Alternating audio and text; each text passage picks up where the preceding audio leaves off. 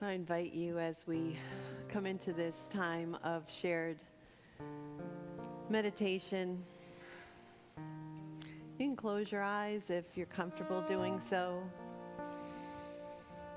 or just let your gaze soften. Maybe looking at the flickering light of this candle here.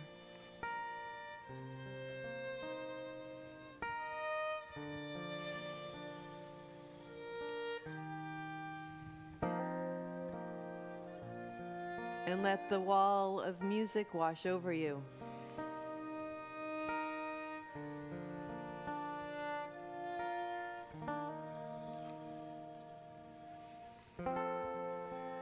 Inviting your heart to go deeper.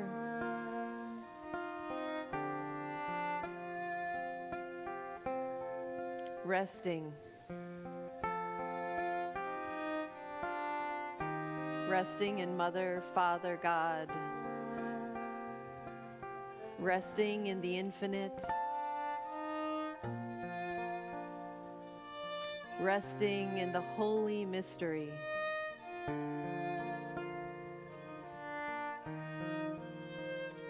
Listening to that voice that echoes in your own heart.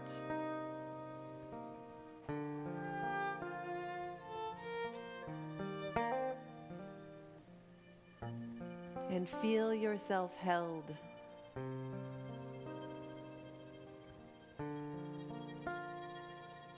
And feel yourself holding each other.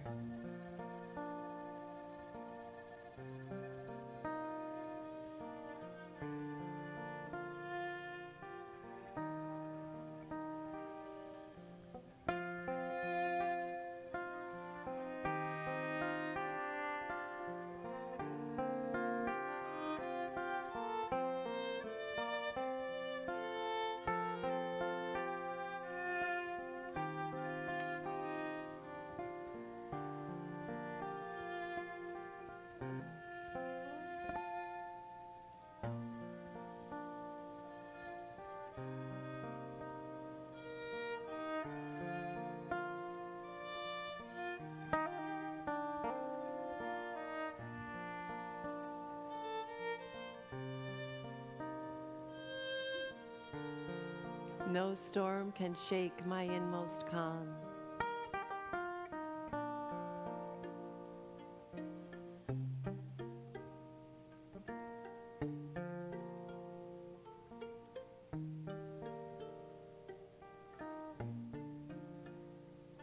Love is Lord of heaven and earth. Of heaven in earth, of earth in heaven.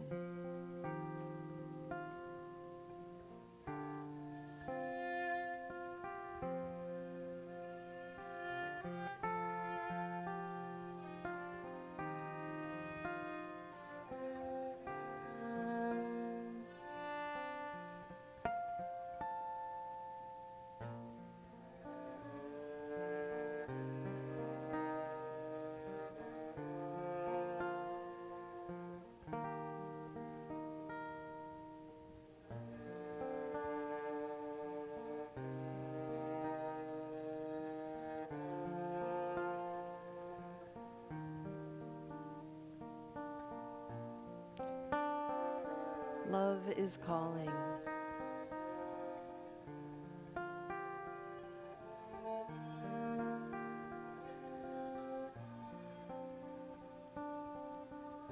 Love relentlessly.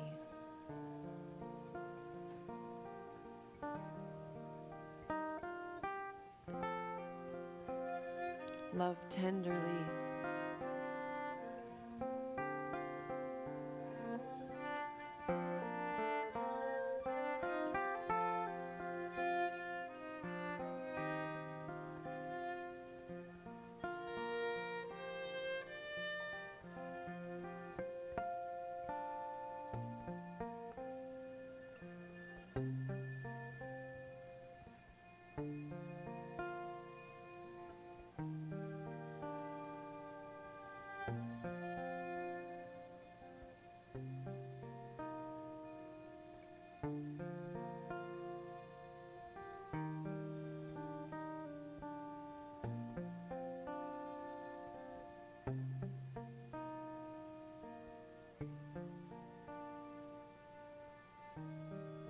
In this deep experience,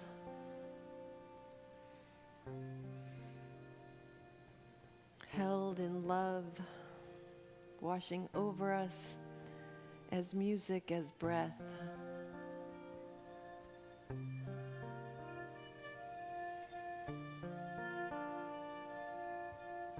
Please pray with me and for me that the voice of love, as love calls me,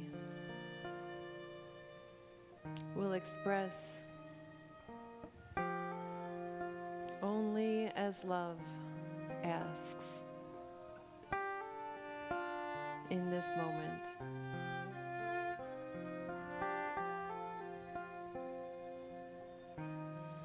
And so it is.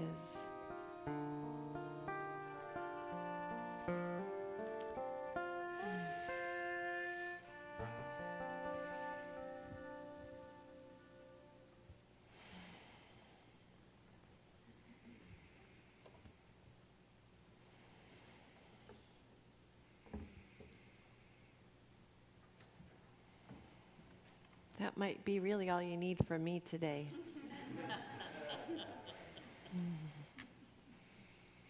Thank you.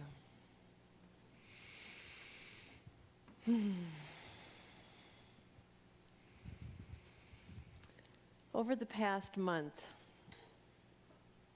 the overarching questions in my own heart and in my messages have been, how am I living aligned with my divine purpose? And how am I answering the call to be love? And in that, inviting us to look at that in different ways. Because I'm a teacher, I'm going to give you the Cliff Notes. Quick review. The end of January, I asked us to think about how are we aligned, living aligned with Spirit. I do not become Spirit, I simply recognize the Spirit that I already always am. Ken Wilber reminding us.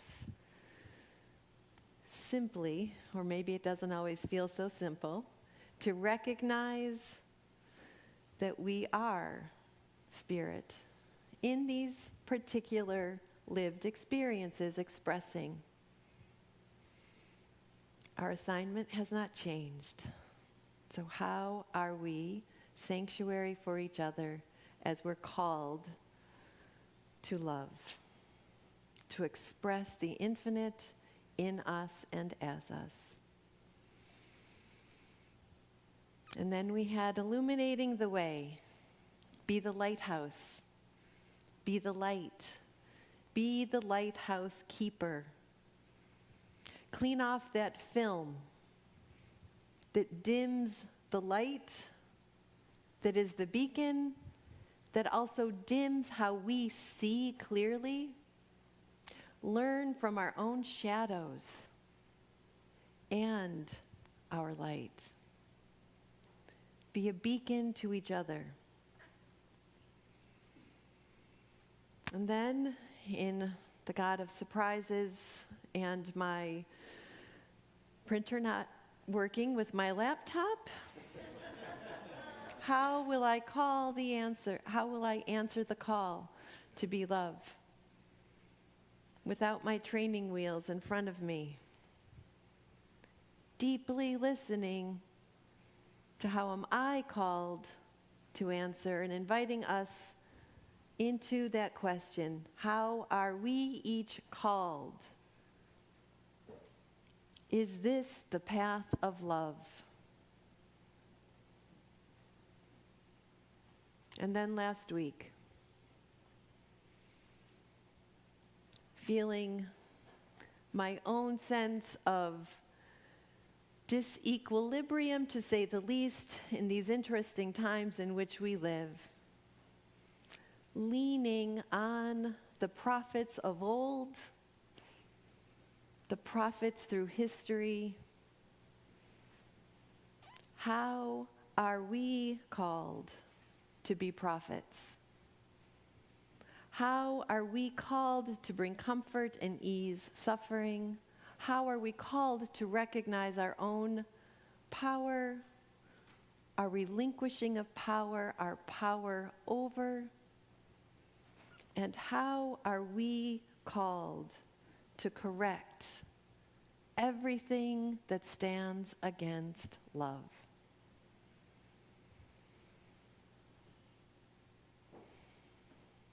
I've been thinking a lot this week about my own path, about my path that led me from being a mom to eventually going back to school and being a teacher, to eventually saying yes to officiating a friend's wedding that then changed my life, and eventually here I am. I'm not going to give you all of that.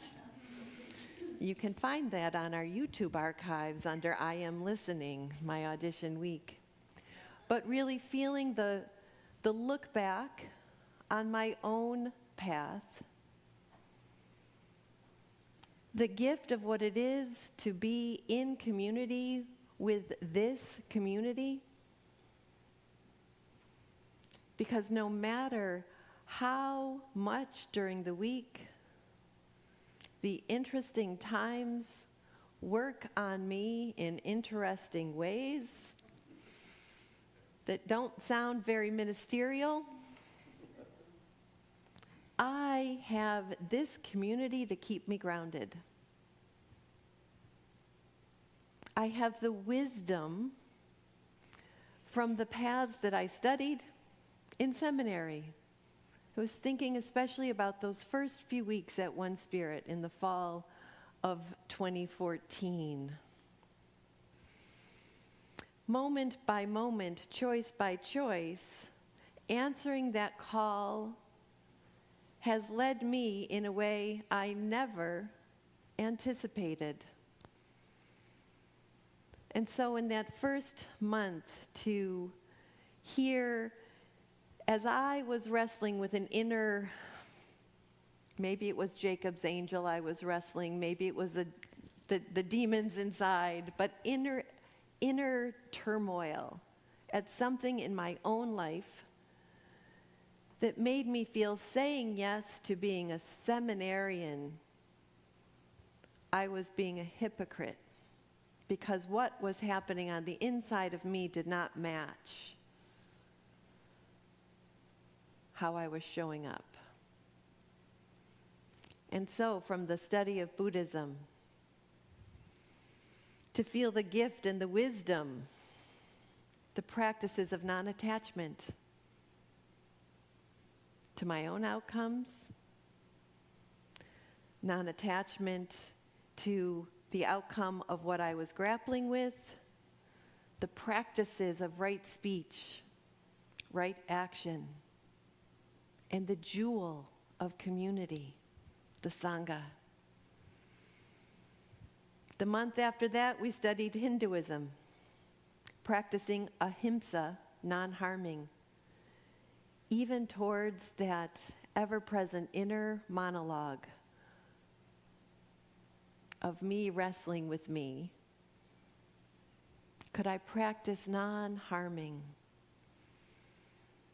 I found deep trust in the study of Hinduism in recognizing that my soul is here in this moment because I have lessons to learn. And everything I experience, what I would label positive, what I would label negative, is just here to teach my soul to wake up. In Judaism, to hear the not any longer, even in those days practicing Catholic, to hear the roots of my tradition that I grew up in as rooted in both, as humans we are divinity and dust, and that we are here to heal the world. And then to see that faith that I was raised in, that I raised my kids in, to try and come at that with beginner's eyes, with beginner's mind, and see this way shower taught a pretty radical way of living in community. One based on nonviolence, compassion, and love. How would you live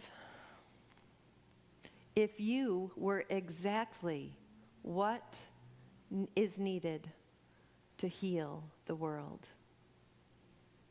You are exactly what is needed to heal the world. In an interview with Krista Tippett, Dr. Rachel Naomi Remen tells the story of the first day of the world as her grandfather, who she called a raging mystic, a flaming mystic, who studied the Jewish mystic tradition of the Kabbalah. And if you are familiar with this story, I invite you to hear it. And if this is new to you, I invite you to hear it with that beginner's mind. In the beginning, there was only the holy darkness, the source of life. And then in the course of history, at a moment in time, this world, the world of 1,000 things, emerged from the heart of the holy darkness as a great ray of light. Then there was an accident, and the vessels containing the light of the world, the wholeness of the world, broke. And the wholeness of the world, the light of the world, was scattered into 1,000 fragments of light. And they fell into all events, into all people, and there they remain deeply hidden until this very day. According to my grandfather, she says, the whole human race is a response to this accident. Our part in creation is in response to the shattering of light, the shards of light, the sparks of light. We're here because we're born with the capacity to find the hidden light in all events and all people, to lift it up and make it visible again, to restore the innate wholeness of the world. Tikkun Olam.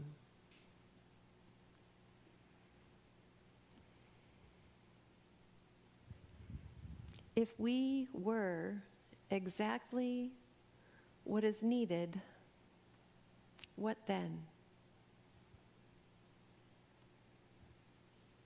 How would I live if I was exactly what's needed to heal the world? How would you live if you were exactly what is needed to heal the world? What is your soul here to learn? How are you answering the call to love God with your whole heart, soul, strength, and mind, and to love your neighbor as yourself? We make our way by walking, moment by moment, choice by choice. It's about healing the world that touches us. Not necessarily in a big, dramatic way. Who is in proximity to me, and how can I love that neighbor? How can I ease this suffering that I see right in front of me? How can I love relentlessly on that path of love? How am I following my own heartbreak at the interesting world in which we live?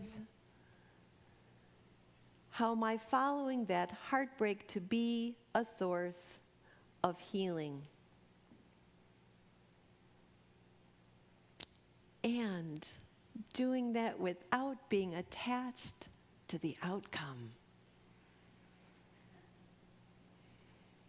To follow my own path of right action. To be on that path of love without attachment to how things ultimately turn out.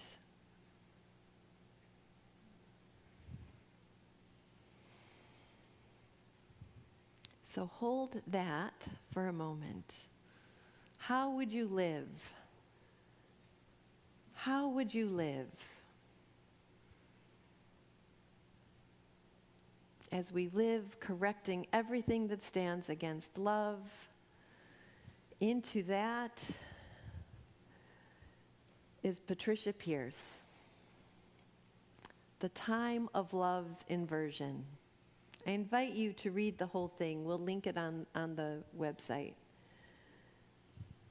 But here's a metaphor, an image. She writes about growing up watching her dad, who loved photography and had his own darkroom in the basement. And she loved watching him take that negative image on film and create with light the photo. And so in the imagery of the negative, the developing, the dark room, there is so much wisdom in there for us in this moment. But I found myself challenged also by her words. Because she, of course, talks about this collective moment that we have a pretty good negative to work with. I'll leave it at that. We have a pretty good negative image to work with.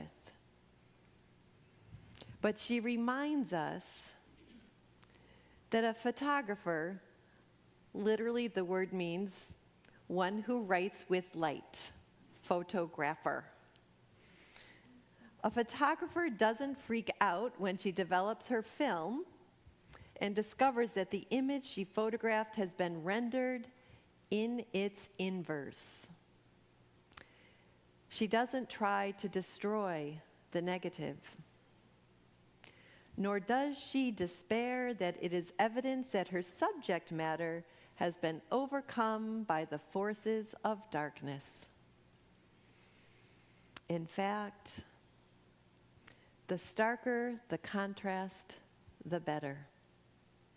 Because she knows that only a sharp negative will produce a clear photo. All she needs to do now is shine light through it. We are in the dark room now, and we are all participants in this play of light that is bringing the reality of love into form on this physical plane. What a powerful metaphor.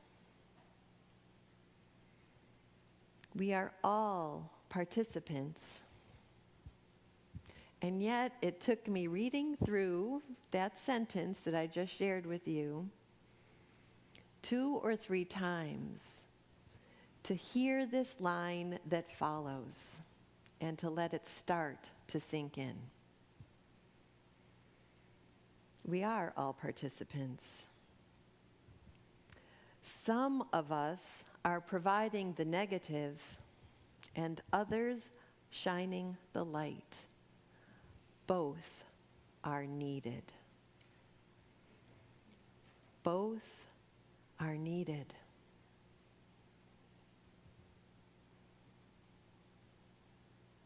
It took me a few times reading that because I don't want to need that.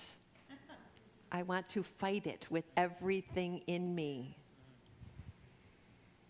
I want to overcome that with my relentless love. And the non-attachment comes in because sometimes I fall for the trap that if I just do a little bit more or do it a little bit better, I can change the outcome. She doesn't leave us there. But the idea that both are needed is a call. The negative, she writes, the negative is in place now. Yep. The negative is in place now, and it's our turn to allow the light of love to shine through us in every moment. To meet every stranger with kindness. To hold every trauma in tenderness. To shower every circumstance with generosity. To bathe every space with beauty. To dissolve every fear with joy. We are able to do this because we have seen these same negative patterns in ourselves. Learning from our shadow, not denying that it exists, learning from our shadow and our light. Because as she writes so beautifully, rather than trying to banish or do battle with our own negative patterns, we have illuminated them with love. And in the process, we have abandoned judgment and withdrawn our belief that any of these inversions of love are who we truly are.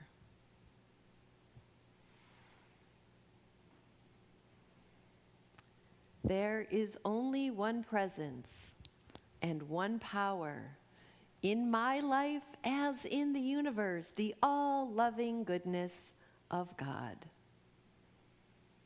The all-loving goodness of Source, of Holy Mystery, of infinite I Am,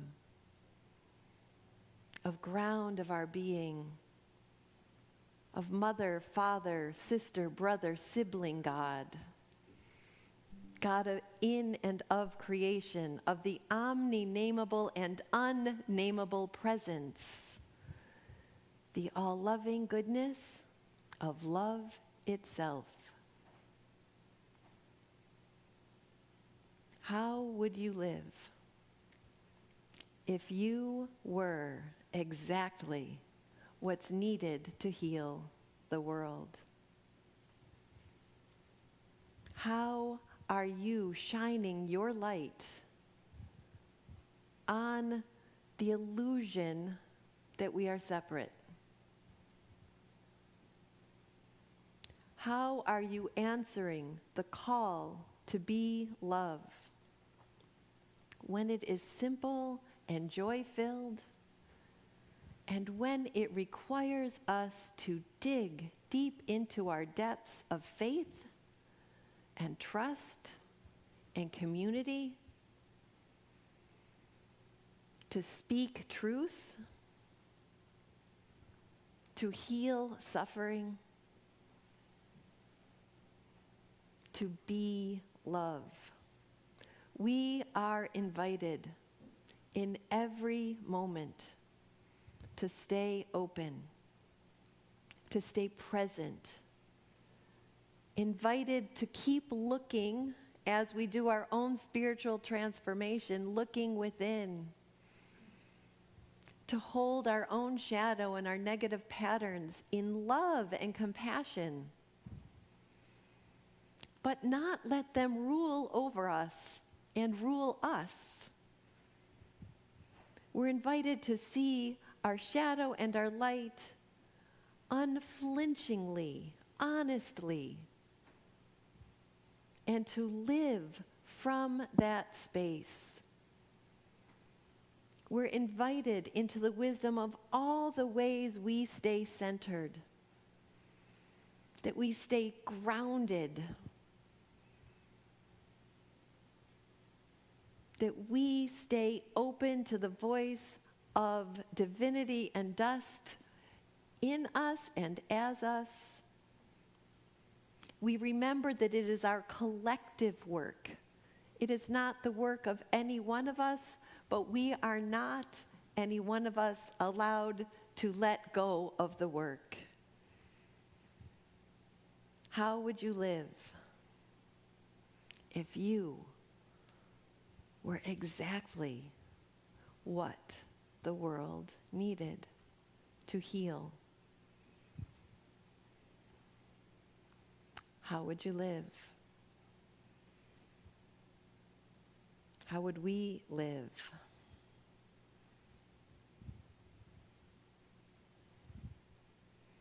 And so I invite us to pause in this collective.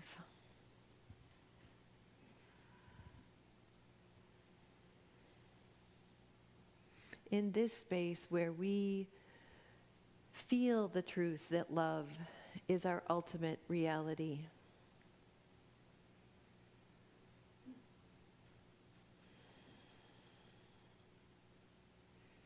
Let us pause in the quiet.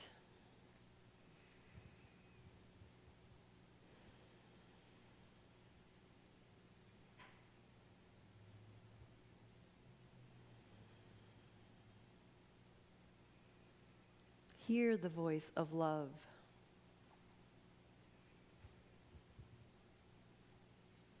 As it calls, whispers, nudges, invites, never forces.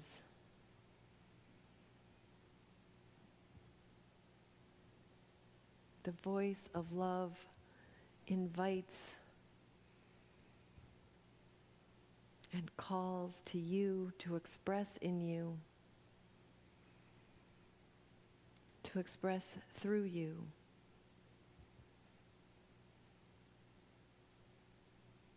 To express as you. Moment by moment. Choice by choice.